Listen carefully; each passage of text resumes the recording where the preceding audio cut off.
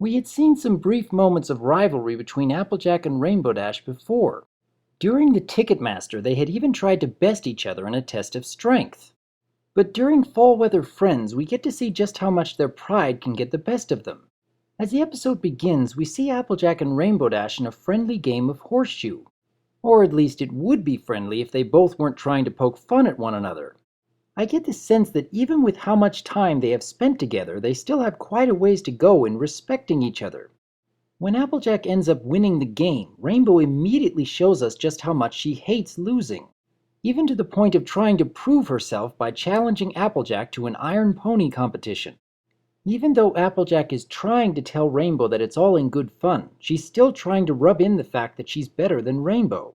And both of these ponies are showing a great deal of pride in their boasting. But Rainbow is definitely showing herself to be a bit more self-centered than Applejack here. And throughout the episode, Twilight is actually being the calm and sensible one. Usually, Applejack shows the most wisdom among all the main six, but in this case her need to put Rainbow in her place is taking precedence over her calm and collected attitude. Seems kind of similar to the sort of behavior we saw in her during Ghostbusters. As the competition begins, Applejack is still trying to encourage the idea of it's all in good fun. But each time Rainbow wins an event, Applejack is still trying to put Rainbow in her place. Throughout the competition, we start to notice that Applejack seems to have the edge when it comes to feats of strength, while Rainbow has the edge when it comes to speed and dexterity. That is, except for roping, which Applejack obviously has more experience with. But there is also an exception when it comes to hoof wrestling, as Rainbow has the advantage there. I had thought that Earth ponies had a natural strength advantage when compared to Pegasi, but we can see that with enough training, even a Pegasi can be stronger than an Earth pony.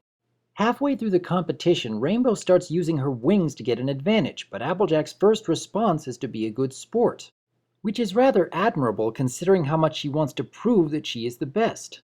And even with how much Rainbow has been using her wings, she still wants to rub in her victory. I'm actually surprised that Applejack was patient with Rainbow for as long as she was.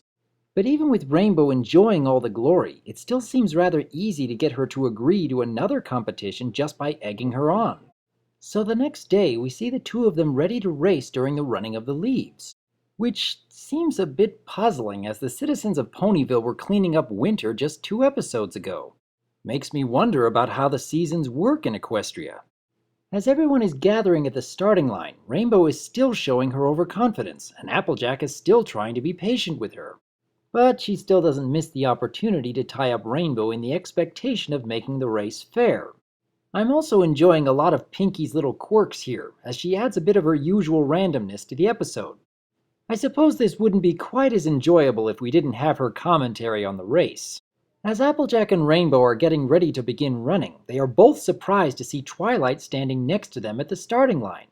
Twilight tells them that she is taking part in the race, which causes Rainbow to burst out in laughter. When Twilight tells her that she is not joking, Rainbow actually calls Twilight an egghead, which, believe it or not, almost didn't make it into the episode. Apparently using the word egghead was only barely acceptable for Hasbro, which tells us just how strict they are on what they can and cannot put into the show. As the race begins, Spike actually says that it is the running of the ponies that causes the leaves to fall, which raises an interesting question. Would the leaves actually fall off the trees if it weren't for the ponies? We've seen how much the ponies affect the seasons during winter wrap-up, so perhaps it is possible that the leaves don't fall without direct interaction. Or perhaps it's only just a tradition in Ponyville to have this run around that time in order to help the leaves fall a little faster than they would otherwise. As the race continues, we can see just how competitive the front runners are. When Applejack trips and falls, her first instinct is that Rainbow had intentionally caused it, until Twilight points out that Applejack had in fact just tripped over a rock. Applejack is willing to accept that she had made a mistake, but when the same thing happens to Rainbow later on, we see quite a different reaction. Even with Twilight pointing out the stump that she had tripped over, Rainbow still believes that Applejack was attempting to cheat. Despite the fact that Applejack had been wanting to play fair right from the start, and even talked about it's all in good fun more than once, Rainbow is still assuming the worst at the first opportunity. This shows a vast contrast of character when compared to Applejack. Whereas Rainbow was more interested in finding an excuse that would save her own pride, Applejack was willing to admit her mistake when she realizes it. But it doesn't take long for these two to put aside all their common sense and give in to their own sense of pride.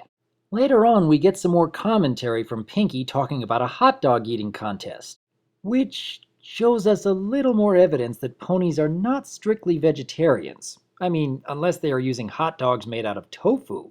The rest of the race is quite predictable, as we've seen many stories like this before. It does show a bit of variety to see Twilight actually finishing before many others, considering that she's never run in a race before.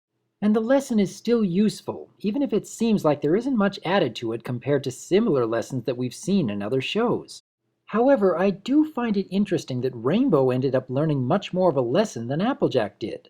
It was quite apparent early on that Applejack wanted to play fair, even if she did have her moments of rubbing in her victories. So what kind of lesson could Applejack have really learned here if she already knew how she should be acting? I suppose she could have said that she should have kept to her instincts on what she knew was right, even if Rainbow had kept on cheating her way to victory. But I have to wonder, would Rainbow have actually learned anything here if Applejack hadn't started cheating right alongside her? I suppose Rainbow would have ended up winning the race, proclaiming her victory, and Applejack would have once again called her out on it. But Rainbow has shown us that her ego is still very important to her, and it is still difficult to admit her own mistakes.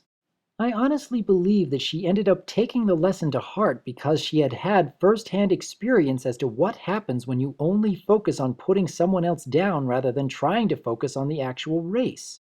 If Twilight, the egghead, hadn't ended up beating her, with Rainbow ending up in last place, I have to wonder if Rainbow would have been able to admit her mistakes here.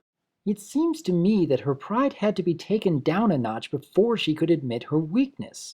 Of course, that would just mean that two wrongs had led to a right, so I'm not sure which scenario really would have worked out better. What do you think? Can you come up with a way that both Rainbow and Applejack could have learned a lesson here? Was there anything about this episode that you enjoy all the more watching it again? I have to say, the most impressive aspect of this episode is the fact that Ashley Ball is doing most of the voice work. Having two characters interact so naturally with each other, it is easy to forget that both Rainbow and Applejack are voiced by the same person. Even that fact alone makes this episode well worth the watch. Until next time, I am Dr. Wolf, and I look forward to hearing from you.